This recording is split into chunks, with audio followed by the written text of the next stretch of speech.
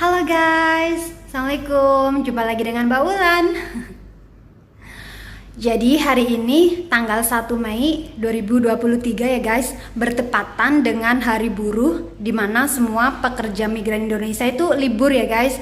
Dan insya Allah hari ini Mbak Ulan mau menghadiri acara pengajiannya Gus Miftah yang ada di TST Hong Kong.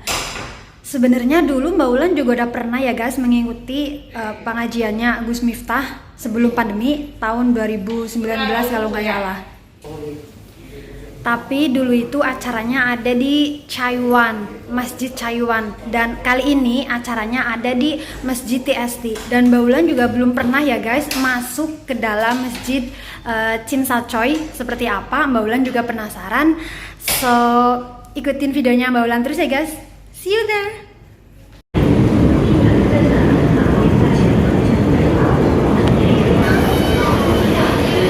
Hai guys, jadi Mbak Ulan udah sampai TST ya. Ini Mbak Ulan mau menuju ke exit.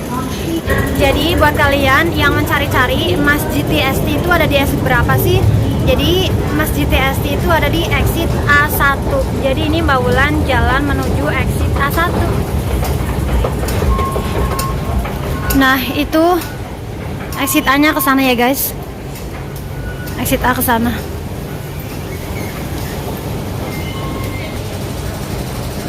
Jadi jangan bingung ya, guys. Kalau di TST itu banyak banget exitnya. Banyak banget exitnya ya, guys.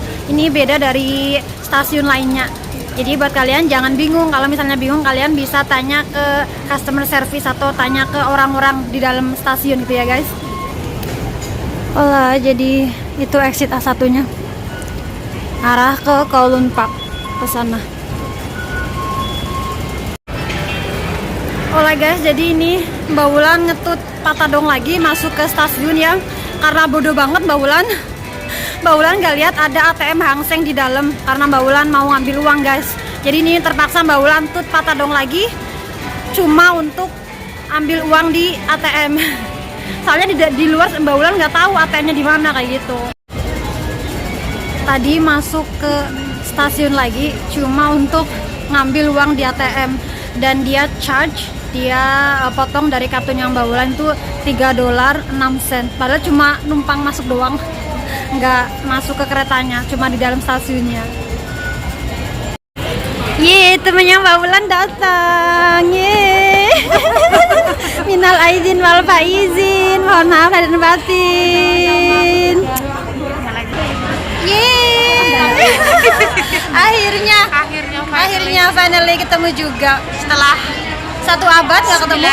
900.000 purnama. Gimana kabarnya ya? Alhamdulillah. Saya sahabat cantik. Alhamdulillah. Iya, teman ajak kamu. Sampean kok. Ini tiketnya udah sama kamu tuh? Udah. Alhamdulillah. Oke. Jadi kita mau naik ke atas ya guys. Exit A1. See you there. Bismillahirrahmanirrahim. Udah sampai. Alhamdulillah guys, ini Mbak Ulan udah masuk ke dalam. Jadi ini cuma di depan aulanya aja ya, bukan di dalam ya. Jadi ini pertama kalinya aku masuk ke sini loh. Kamu udah pernah ke sini? Udah ya. Jadi ini pertama kalinya Mbak Ulan masuk ke aula Masjid TST. Sebelumnya belum pernah ya. Kalau dulu itu ada di Chaiwan, bukan di TST.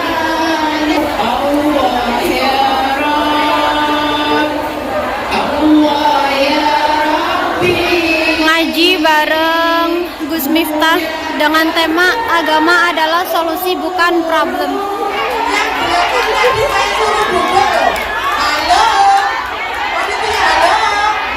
Masya Allah, Alhamdulillah akhirnya Gus Miftah datang lagi ke Hong Kong. Halo guys, Gus Miftahnya udah masuk ya. Berdiri Gus. Masuk sana.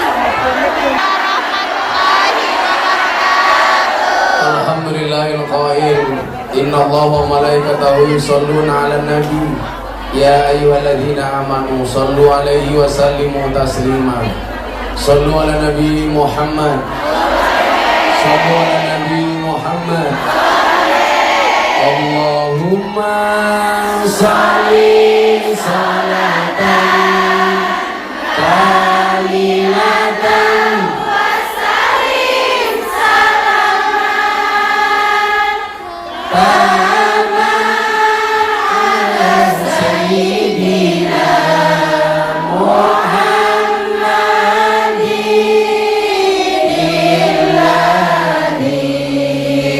Sesuatu yang hak di mata Allah itu pasti membawa kebaikan. Sesuatu yang batil pasti membawa kemadharatan. Maka perilaku kita hendaknya ketika kita berada di negeri orang seperti ini adalah tolong pertimbangkan antara manfaat dan madharatnya. Sesuatu yang hak lanjutkan, sesuatu yang batil hentikan. Contoh yang tadi bilang, sudah terlanjur selingkuh bagaimana Gus? Hentikan. Di mana fungsi agama itu? Fungsi agama itu adalah huwaladzi arsala rasulahu bil huda wa dinil haq liyudhhirahu 'ala dini kulli wa kafa billahi syahida. Orang ngaji ini tujuannya satu, supaya bisa membedakan yang hak dengan yang batil, yang boleh dan tidak boleh, yang halal dengan yang haram, yang baik dengan yang buruk. Karena memang dunia itu imbang, ada yang baik, ada yang buruk, ada surga, ada manusia, ada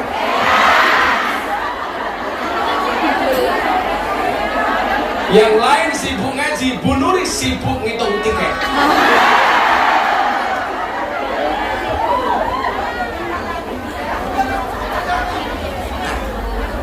Maka ibu-ibu yang saya muliakan, disitulah fungsi agama.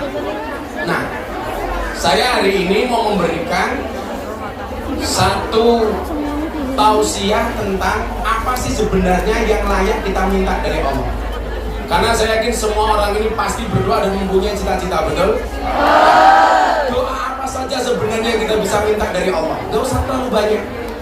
Kita akan sampaikan ini. Makanya kenapa saya di Jogja itu sering naik sepeda. Karena orang berdoa itu seperti orang bersepeda. Cepat atau lambat pasti sampai tujuan. Maka teruslah berdoa walaupun doa-doa kamu belum dikabulkan. Tapi ingat, yang suka naik sepeda saya ingatkan, tetap berhati-hati di jalan. Kenapa? Karena jatuh di aspal tidak seindah jatuh di pelukan mantan.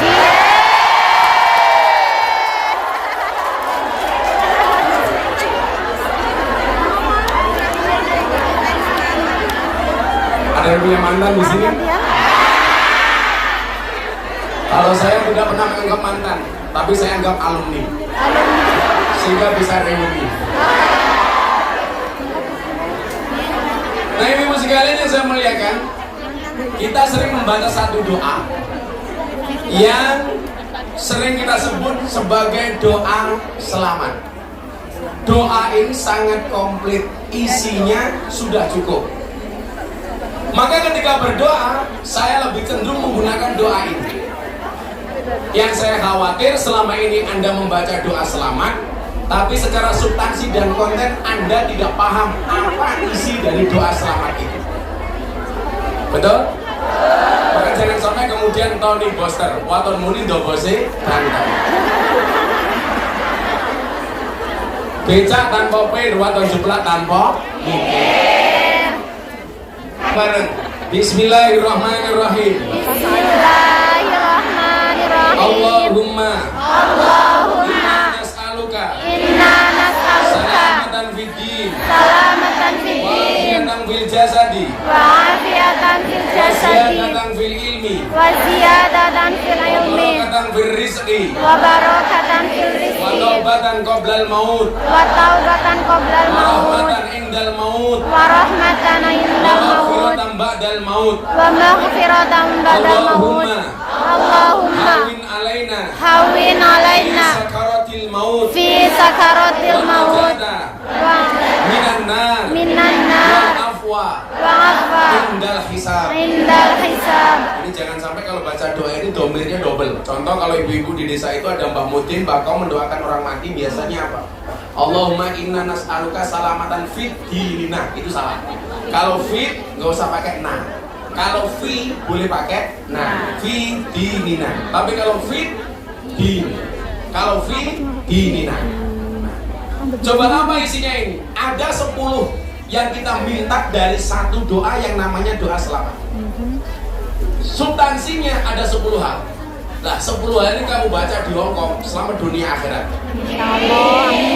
Mudah-mudahan yang datang siang hari ini, pagi hari ini, Satu, dipanjangkan umurnya. Amin. Dimudahkan rezekinya. Amin. Sehat badannya. Amin. Bahagia hatinya. Amin. Pulang lunas hutangnya. Amin. Caranya bagaimana? Dibayar. Maka hari ini yang minta doa saya doakan. Yang minta maaf saya maafkan. Amin. Yang minta THR saya minta maaf. 10 hal yang kita dapatkan dari doa selamat. Yang pertama, Allahumma inna nas'aluka salamatan fiddin. Kita minta selamatkan agama kita. Ibu-ibu yang saya muliakan, gak ada jaminan orang itu lahir dalam keadaan Islam, dimatikan oleh Allah dalam keadaan Islam. Contoh dulu ada artis yang sangat beken, namanya Asmiranda. Bagaimana kemudian Allah memberikan hidayah kepada yang dikehendaki dan mencabut hidayah dari yang dikehendaki. Asmiranda tahu-tahu masuk Kristen. Tapi sebaliknya, kalau Allah sudah punya mau, tahu-tahu orang mendapatkan hidayah Islam. Contoh Deddy Corbuzier. Contoh DJ Katy Butterfly yang saya Islamkan. Dia kenal saya tahun 2017. Ketika nge-DJ, mohon maaf, cuma pakai sempak dan kotak. Saya ketemu di Bali. Malam hari pas dia nge-DJ, saya selesai ngaji. Ketemu saya di ruang tunggu. Pakaiannya sudah seksi. Begitu masuk, saya kaget. Untung saya menggunakan kacamata gelap. Sehingga keterkejutan saya tidak nampak. Hati saya teriak, wow.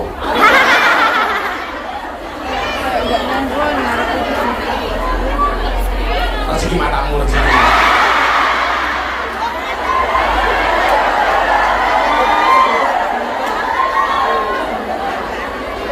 Pertemuan itu si DJ Katy bilang sama saya itu kalau pulang nge-DJ, Gus, setiap kali pulang ke kos-kosan, ke kamar saya dengar suara merdu dari masjid. Itu suara apa?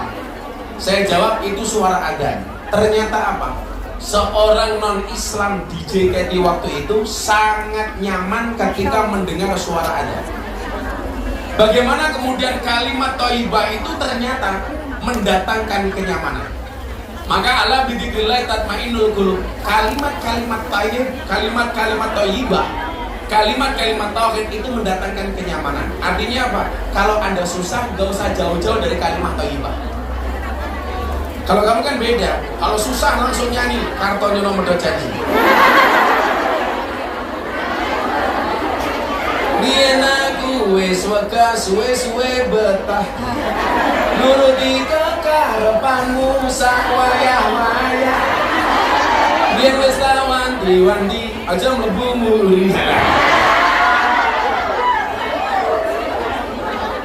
Jadi kalau hatinya galau, kembali ke kalimat thayyibah. Lah, ciri orang beriman, Al-Anfal ayat 2 Anda lihat. Ciri orang beriman itu apa? Idza dzukirallahu wajilat qulubuhum. Mendengar kalimat thayyibah, hatinya bergetar. Lah, ini DJ Katy Butterfly zaman non-Islam mendengar adzan gemetar. Mendengar adzan hatinya bahagia. Coba kalau kita di Indonesia dengar adzan kadang-kadang susah. Duhur dengar adzan, Allahu Akbar, Allahu Akbar. Jawabannya apa? Adzan menang.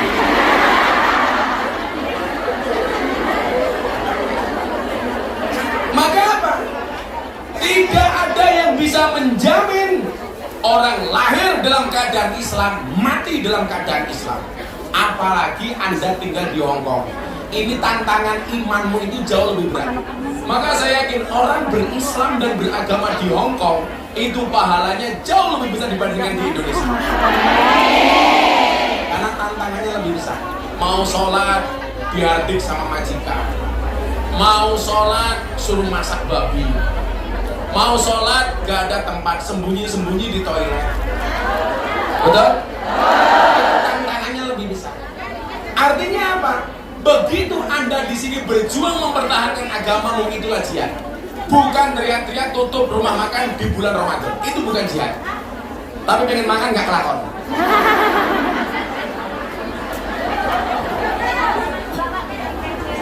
Jadi kita minta sama Allah selamatan fiddin. Ya Allah, selamatkanlah agamaku. Maka satu pesan khatib yang pasti disampaikan ketika khutbah Jumat apa? Wala tamutunna illa wa antum muslimun. Janganlah kamu mati kecuali dalam keadaan Islam. Kamu boleh kehilangan uang untuk agama, tapi jangan pernah kehilangan agama untuk uang. Kamu boleh kehilangan pasangan untuk Allah, jangan pernah kehilangan Allah gara-gara Mas, aku seneng karo awakmu, Mas. Aku pindah agama yo gelem, Mas, matamu. Biasa-biasa saja. Orang baik itu yakin akan diketemukan dengan orang yang baik. Amin. Makanya kalau kamu ingin mendapatkan suami yang baik, jadilah calon istri yang baik. Gus, boleh bekerja? Boleh. Kenapa perempuan harus bekerja? Begitu saya belum menikah dengan istri saya bilang, cukuplah kamu menjadi tulang rusukku, biarkan aku menjadi tulang punggungmu. Karena saya punya prinsip, laki-laki itu tulang punggung, bukan tulang tulung.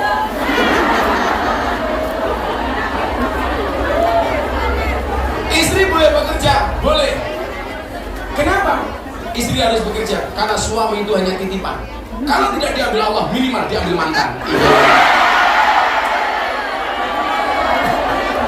Makanya kamu di Hongkong cantik, nanti pulang ketemu suamimu harus jauh lebih cantik. Tetaplah make up dan dandan walaupun kamu sudah punya pasangan. Kenapa? Karena pelakor di luar sana lebih menakutkan daripada hantu kuburan. Maka ketemu Gus Miftah alisnya gumbo di gitu. Ya alis sama galengan.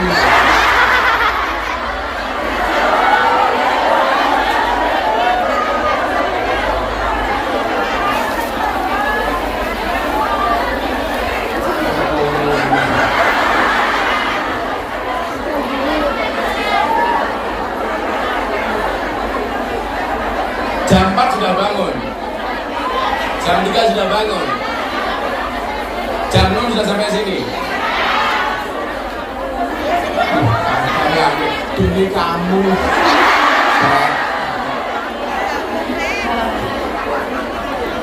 bocil ditinggal. Jadi mohon maaf, wala tamutunna illa wa antum muslimun. Ini tugas misi besar kamu di Hongkong. Tidak hanya menyelamatkan ekonomimu, tapi menyelamatkan agama.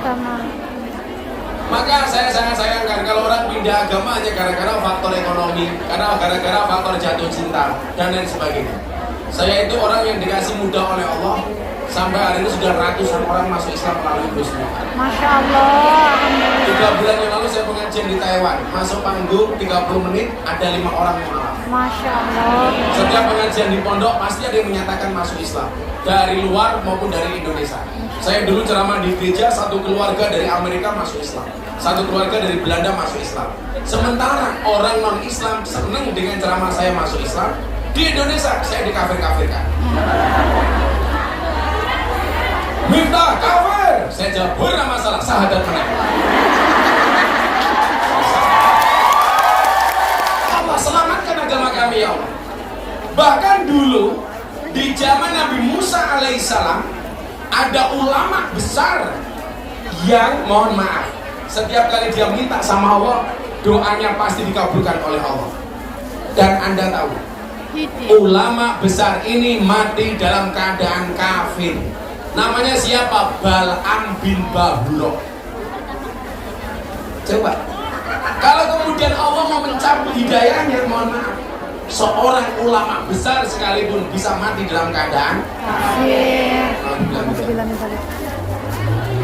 Kenapa, Bu? Kenapa? Karena hidayah itu urusan Allah. Makanya kemarin saya ceritakan, Deddy Corbuzier itu seminggu setelah masuk Islam, saya ajak Jumatan di daerah Bintaro. Dia tanya sama saya begini, bro, I want to ask you. Saya ingin tanya kepada Anda, apa Mas? Saya bilang, ini kan orang kalau jawaban yang saya sampaikan ke Deddy harus masuk akal. Bagaimanapun Deddy itu orang cerdas. Deddy itu apa-apa bisa, yang nggak bisa cuma satu, menumbuhkan rambut.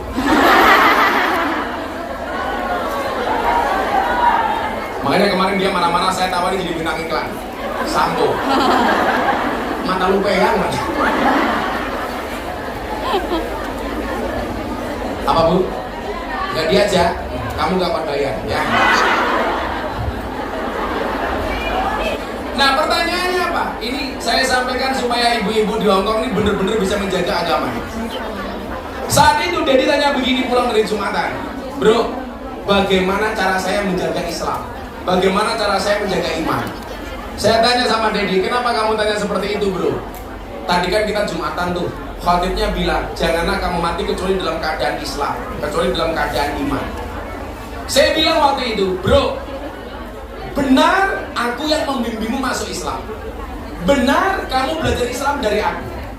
Aku menjadi wasilah hidayahmu. Tapi ingat, saya tidak bisa menjaga iman dan Islam. Jangankan imanmu, saya juga tidak bisa menjamin imanku sendiri. Kenapa? Yang bisa menjamin keimanan kita hanya Allah.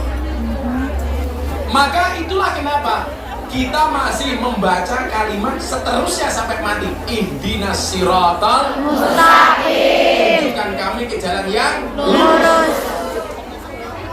Kenapa? Karena yang bisa menjamin keberlangsungan hidayah itu hanya Allah. Apalagi kamu tinggal di komunitas non-muslim mayoritas, tantangannya besar. Akhlaknya harus dijaga, rahmatnya harus dijaga. Maka apa? Minta sama Allah. Kenapa? Karena selain memberikan hidayah iman, Allah juga memberikan musuh yang nyata bagi kita. Namanya siapa? Setan. Innahu lakum aduwwum mubin. Setan itu musuh kamu yang paling nyata. Dan yang perlu Anda ingat, setan itu tidak mencuri rumahmu, setan itu tidak mencuri mobilmu, tidak mencuri sertifikatmu, tidak mencuri depositomu. Tapi setan itu mengintai imanmu dan berusaha mencurinya darimu. Kenapa? Karena setan tahu harta yang paling berharga bagi seorang muslim adalah iman. Maka saya bilang, sak dablek-dablekmu, sak nakal-nakalmu, seberapapun banyak maksiatmu, jangan pernah tinggalkan Tuhanmu. Jangan pernah tinggalkan sholatmu. Aku ora urusan karo maksiat. Gua arep nakal kuwi urusanmu. Urusan saya cuma satu. Jangan pernah hatimu kehilangan Tuhan. Pertahankan Tuhan di dalam hatimu. Kenapa? Karena besok yang kita banggakan di hadapan Tuhan cuma satu, iman yang ada di dalam hati kita. Makanya nyuwun sewu, go saya nakal, sama, saya juga punya potensi nakal. Saya ahli maksiat, saya presiden para pendosa. Tapi mohon maaf, pada akhirnya yang selamat adalah ilaman atau lobikol bin salim, yaitu orang yang datang kepada Allah dengan hati yang selamat. Bilang hatimu dijogon, betul? Sampun dipageri, untukmu.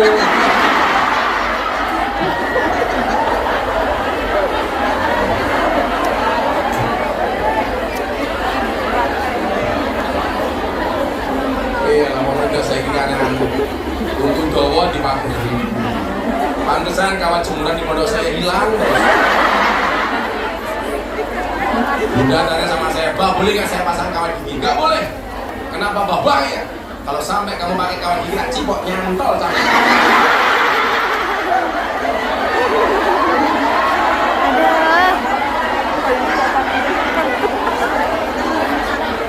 Tapi kalau kamu besok punya suami giginya dipageri, berarti dia setia. Kenapa? Gigi saja dijaga, apalagi hatimu. Tapi saya tidak mengizinkan untuk istri saya. Saya bilang, kamu merasa merongos, santai aja. Ingat, merongos itu adalah bungkem yang tertunda.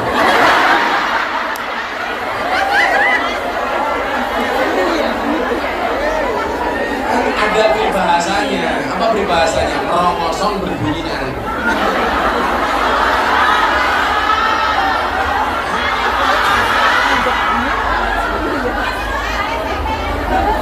Siapa yang merongos sebelah saya? Mana? Oh, di belakang ini. Santai aja yuk.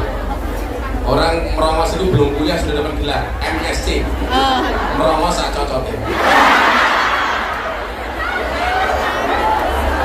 Maka doa selamat itu yang pertama minta oleh Allah kepada Allah diselamatkan agamanya. Maka tolong ini mbak-mbak, ibu-ibu semuanya dihafalkan doa ini. Kemudian yang kedua apa isinya?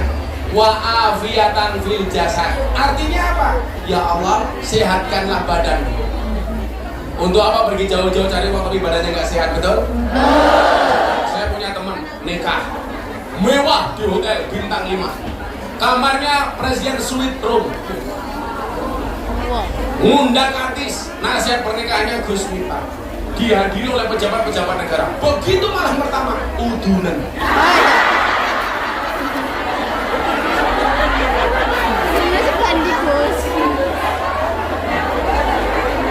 Kudune malam pertama melotot, yang lain malah mau melotot udun. Rasido ngopo? Rasido kekuk-kekuk.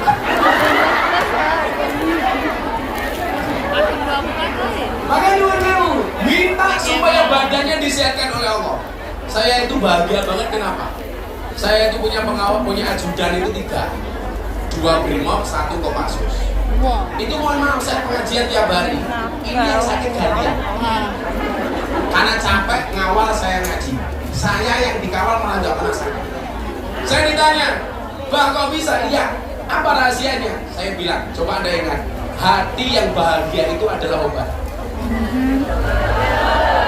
Makanya kenapa pengajian ini saya buat bahagia? Obat. Hatimu diobati, matamu delok yang ganteng.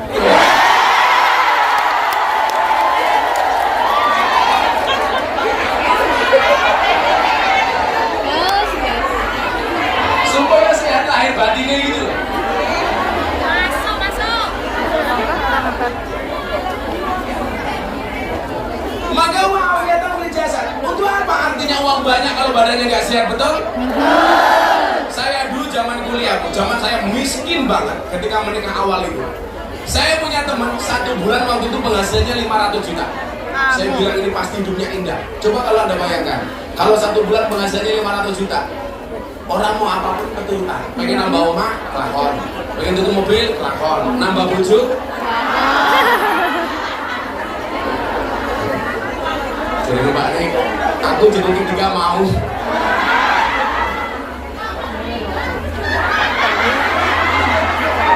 Suaminya, ada yang diuji dengan keluarganya, ada yang diuji dengan orang tuanya, ada dapat ujian ekonominya, macam-macam. Akan hutang. Berarti Gus Miftah nggak punya ujian? Oh banyak. Karena saya dianggap orang famous, mohon maaf ujiannya beda lagi.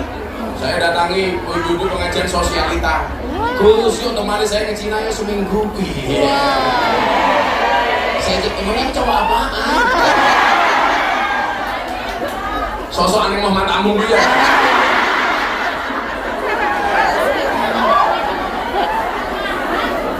Jual mahal dong.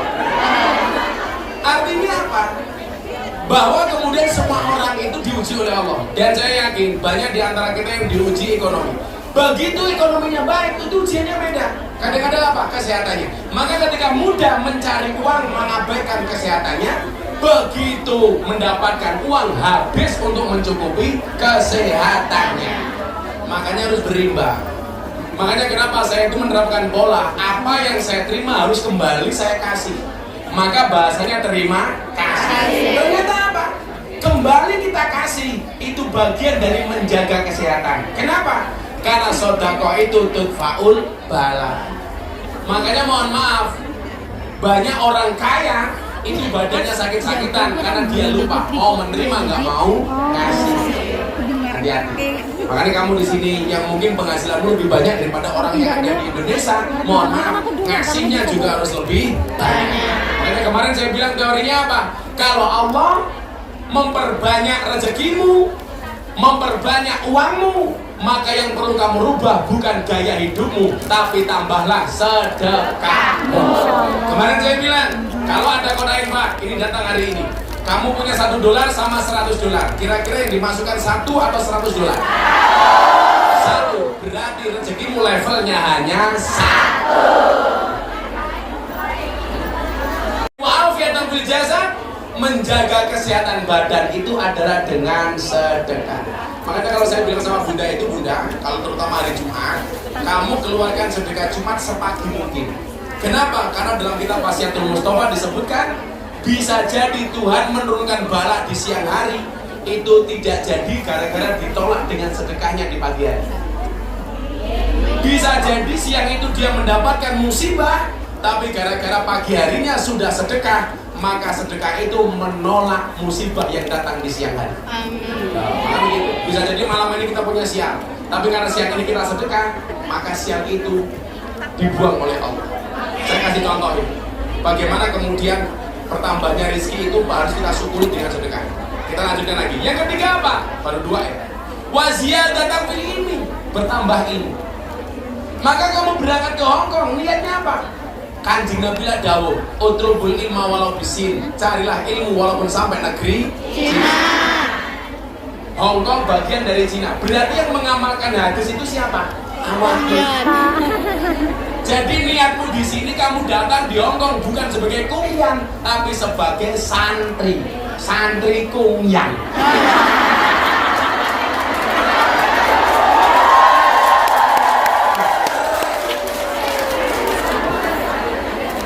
Wah, ngomong apa?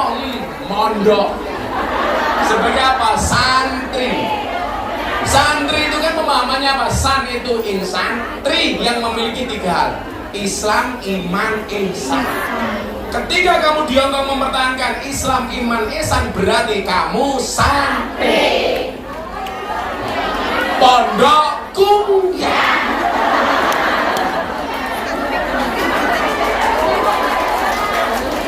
Belajarnya dari mana? Bisa dari YouTube, bisa dari medsos. Sekali-kali menghadirkan Gus Miftah. Walaupun saya yakin Bu Nuris menghadirkan Gus Miftah bukan hanya semata-mata untuk mencari ilmu, tapi membayar utang tiket 2020.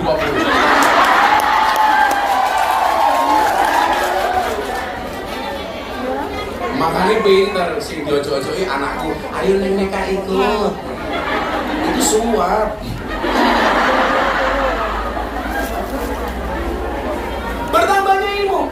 Maka mbak-mbak, Anda berdakwah itu tidak harus seperti Gus Miftah yang setiap hari meninggalkan rumah dari satu panggung ke panggung yang lainnya. Anda bisa berdakwah menggunakan HP, posting yang bagus-bagus, menggunakan TikTok. Orang kok TikTok yang pargol.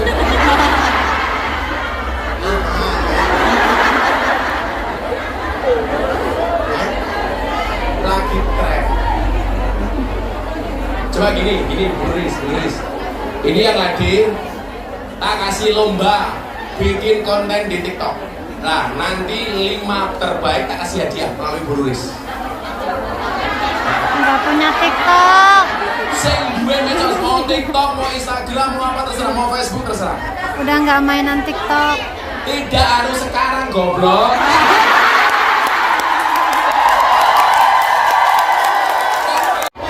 Artinya apa? Dakwah di medsos. Dengan konten-konten itu, sehingga bertambah ilmu. Siarkan agama Islam dengan sesuatu yang menyenangkan melalui medsos. Itu kan lewat pikirnya cekap itu. Ini Maryam yang Enggak boleh aku masukin itu. Karena aku Tulis punya Maryam teman yang itu. wes rabi pengen rumah papat sih. Pas pengajian Bian 2019, Oh segimana kamu anu segini? bisnis juga penontonku 1 juta lebih. Oh Maryam. Bojo papat mikir beda kabeh.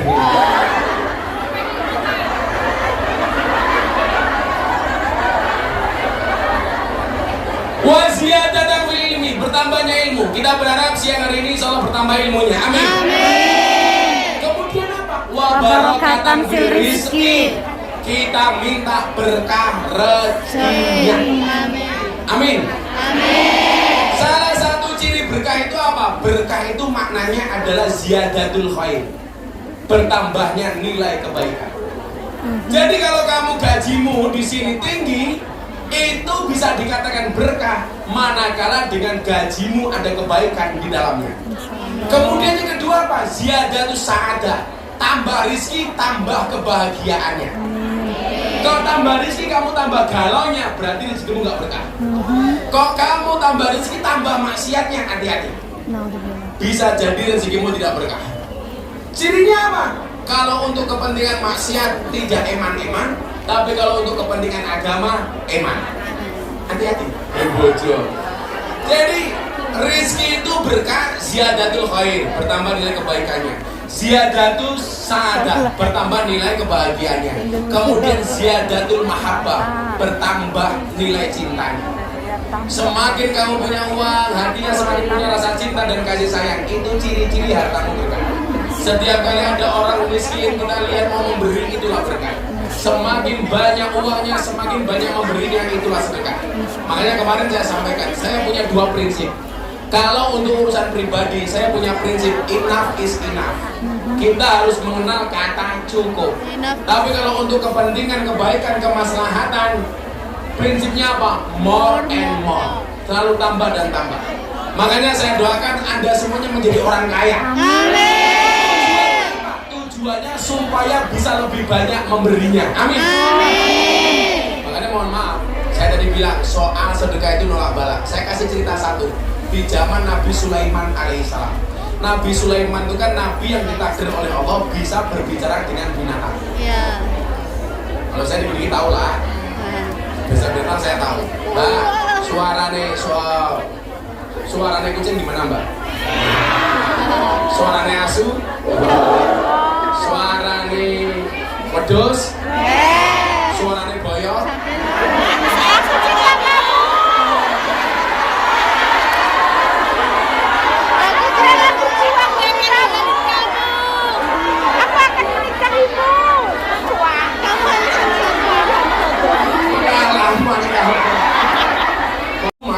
Yang di halaman rumah kecil itu ada pohon tinggi. Di atas pohon itu ada burung yang bertelur. Saking miskinnya, untuk ngasih makan anak istrinya, dia ambil telur dari burung itu. Ternyata yang terjadi apa? Burungnya ini protes kepada Nabi Sulaiman alaihissalam.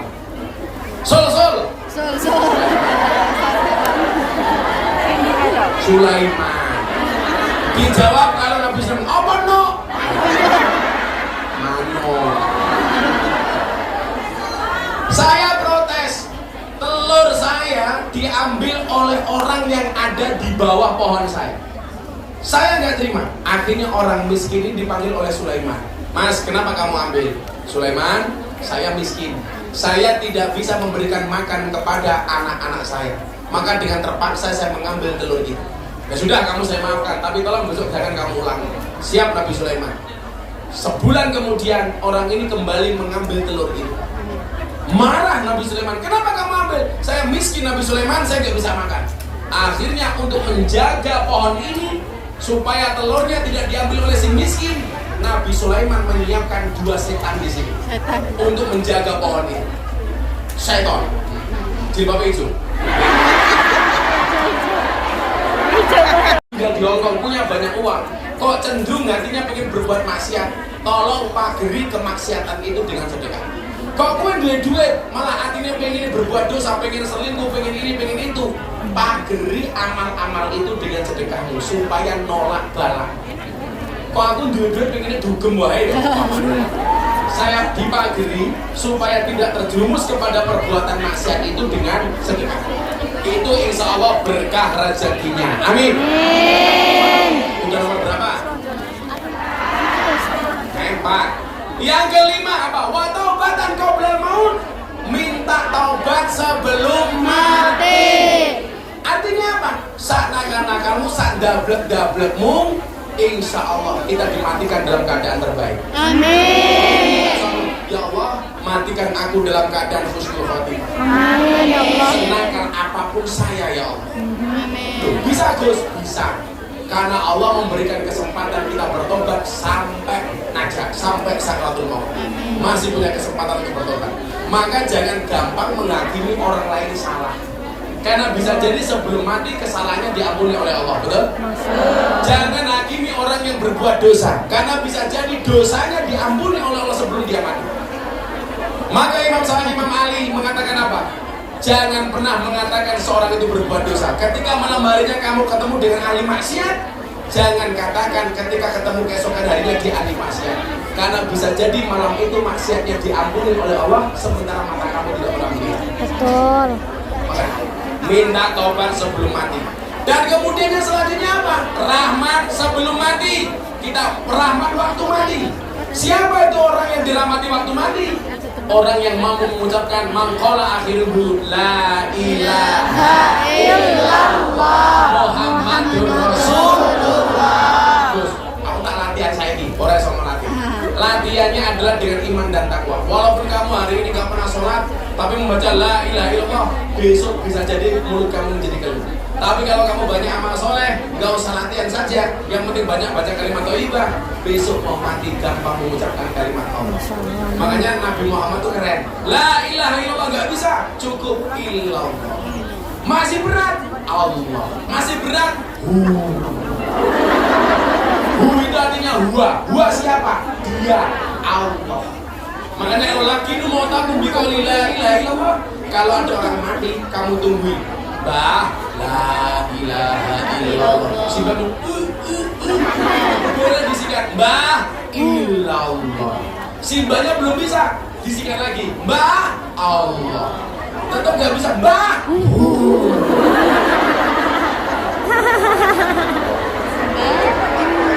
Tua hari ini yang sudah meninggal, mbak-mbak tolong banyak membaca doa istighfar untuk orang tuanya. Robbi firli wali walidayya warhamhuma kama rabbayani shaghira. Kenapa? Setiap istighfar dan doa itu dibaca, malaikat penyiksa kubur itu menghentikan siksaan.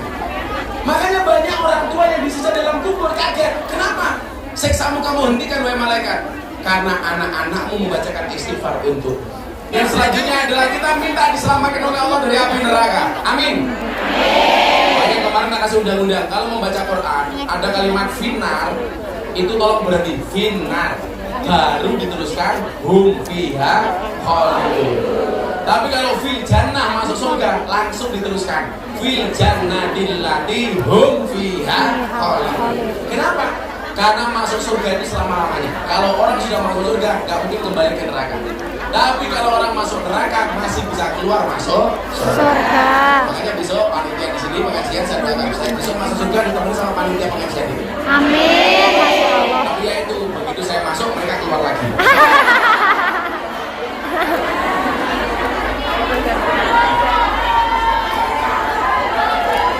Beli sarung saya mahal.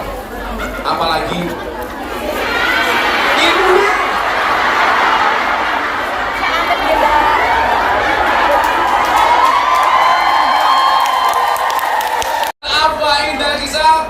Kita minta dia maafkan ketika amal dihitung.